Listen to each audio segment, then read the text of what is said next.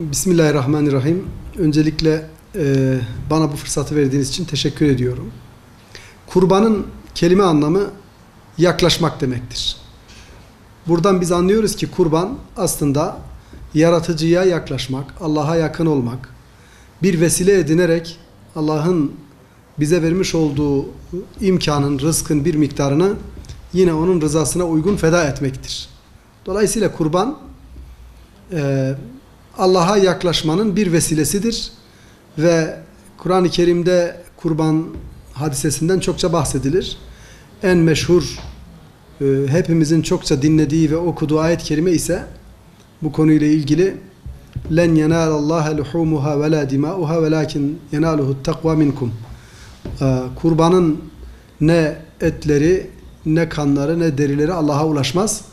Ancak onunla ilgili sizin niyetiniz, amacınız, kastınız, gayeniz, takvanız Allah'a ulaşır buyuruyor. Dolayısıyla kurban ibadetinin her ibadette olduğu gibi niyet esastır.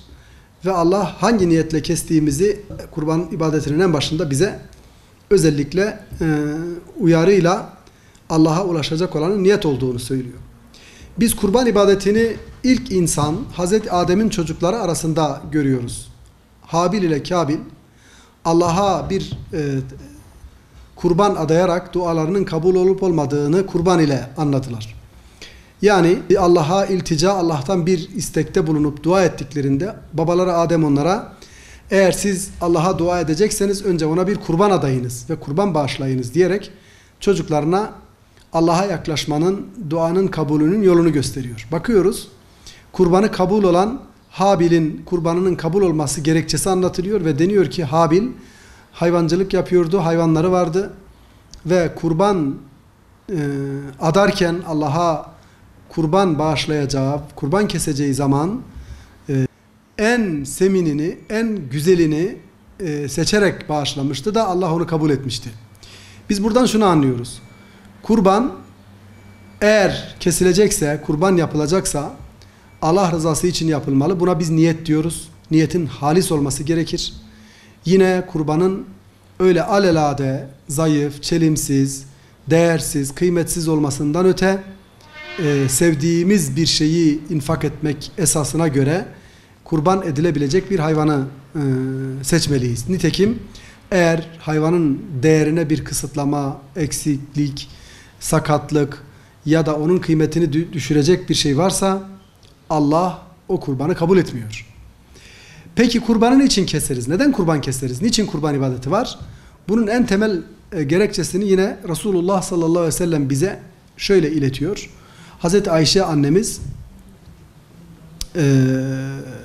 Resulullah'a gelip kurbanımızı dağıttık ya Resulallah diye haber verince ne yaptın, ne kadarını dağıttın, ne kadarı kaldı dediğinde ya Resulallah kurbanın tamamını dağıttım, bir budu hariç o bize kaldı buyurduğunda Resulullah sallallahu aleyhi ve sellem desene bir bud hariç diğeri bizim oldu diyerek dağıtılan fakire, fukaraya, gurebaya dağıtılanın asıl kurban sahibinin kazancı olduğunu haber veriyor. Dolayısıyla kurbandan kastedilen, amaçlanan bu gıdaya, yardıma muhtaç, gerçekten bizim yardımlarımızı bekleyen kardeşlerimize kurbanımızdan bir miktarını vererek onlara el uzatmaktır.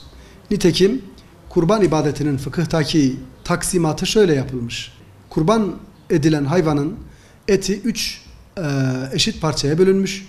Bunlardan bir bölümü, 3 parçadan bir bölümü eve gelen misafirlere ikram edilmiş. 3 parçadan diğer bölümü fakir fukaraya dağıtılmış. Ve kalan 1/3 kısım da aile efradına, evladı iyale, ev halkına yemek olarak ikram edilmiş. Dolayısıyla biz buradan şunu anlıyoruz. Kurban ibadeti tamamen infak etme ile muhtaçlara, garip gurebaya, fakir insanlara el uzatmanın, destek olmanın, sevdiğimiz bir maldan ikram etmenin adıdır kurban. Biz bunu nasıl yapıyoruz? Biz bunu genellikle oturduğumuz bölgede kurbanlarımızı keserek kurban kesmeyen insanları tespit edip onlara ulaşmaya çalışıyoruz.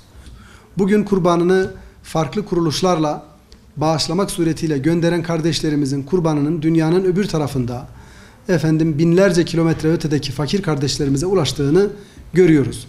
Dolayısıyla kurban paylaşmak ise bu paylaşma esasını bizim özellikle sıkı tutarak ve gerçekten muhtaç ve fakir insanlara ulaştırma esasını takip etmemiz gerekiyor.